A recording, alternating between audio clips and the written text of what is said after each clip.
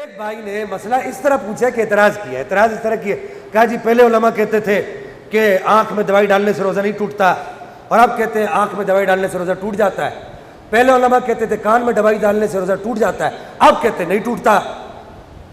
تو وہ بھائی نے اعتراض تو نہیں، میں تو اس کو اعتراض تو نہیں کہوں گا، لیکن اس نے اپنی طرف سے اعتراض کیا ہے، اس کے لیے تو یہ سوال ہی ہے۔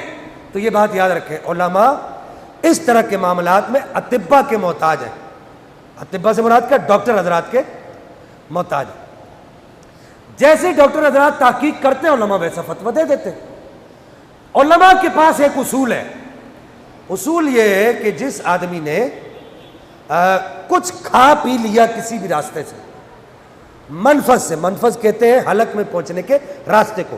اب وہ علماء وہ ٹھیٹھ اردو استعمال کرتے ہیں تو پھر لوگوں کو سمجھ نہیں آتا۔ منفذ کہتے ہیں حلق تک پہنچنے کے راستے کو۔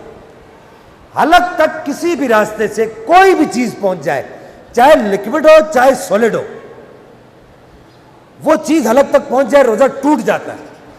پہلے میڈیکل سائنس یہ کہتی تھی کہ آنکھ اور حلق کا آپس میں کوئی تعلق نہیں ہے، لہذا علماء یہ کہتے تھے کہ آنکھ میں دوائی ڈالنے سے روزہ نہیں ٹوٹتا۔ اور پہلے میڈیکل سائنس یہ کہتی تھی کہ ناک، کان اور حلق کا آپس میں تعلق ہے، تو اس وقت علماء یہ کہتے تھے کہ جی کان میں دوائی ڈالنے سے روزہ ٹوٹ جاتا ہے۔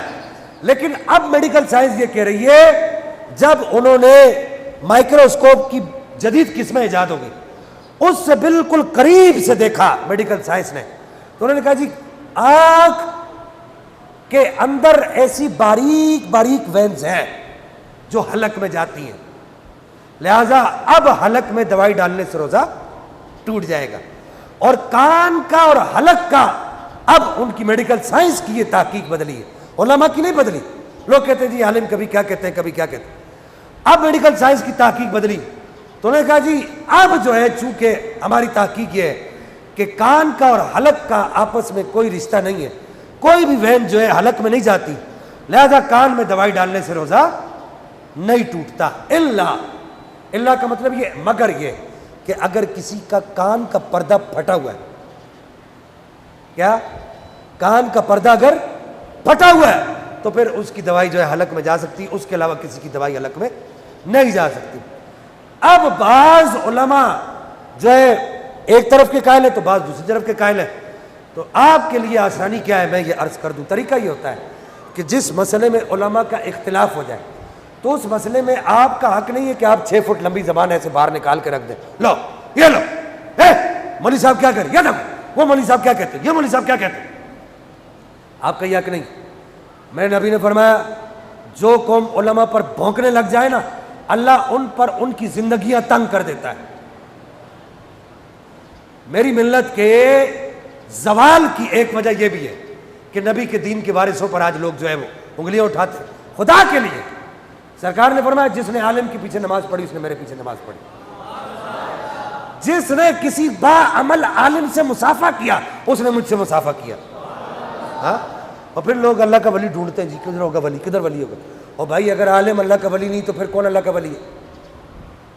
ہاں، مولا علی قاری کہتے ہیں ان کان العلماء لیسوا باولیاء اللہ فلیس للہ ولی فی الارض، کہتے ہیں کہ بڑی عجیب بات ہے، تو علماء کو چھوڑ کے ولی ڈھونڈنے جا رہا ہے۔ کہتے ہیں اگر عالم دین اللہ کا ولی نہیں ہے تو پھر زمین پہ کوئی اللہ کا ولی ہے ہی نہیں ہے۔ تو اب طریقہ کیا ہوتا ہے کہ آپ جس عالم کو فالو کرتے ہیں آپ اس کی بات مان لیں، جس کو آپ فالو نہیں کرتے تو اس کی بات نہیں مانیں۔ اب اس کا کیا طریقہ، آپ کہیں گے وہ کیا طریقہ ہوتا ہے؟ یہ جو آپ کے جو محلے کے اندر مفتیان کرام ہے، آگے پیچھے آپ کے علاقوں میں شہروں میں جن سے آپ کا میل جول ہے، تو ظاہر آپ ان کی باتیں مانتے، ان سے مسئلے سنتے، تو آپ ان کو فالو کر لیں، لیکن آپ کا یہ حق نہیں بنتا کہ آپ دوسرے عالم پر جو ہے وہ زبان درازی کریں۔ اللہ تعالیٰ میں عمل کی توفیق عطا فرمائے۔ وآخر دعوانا ان الحمد للہ۔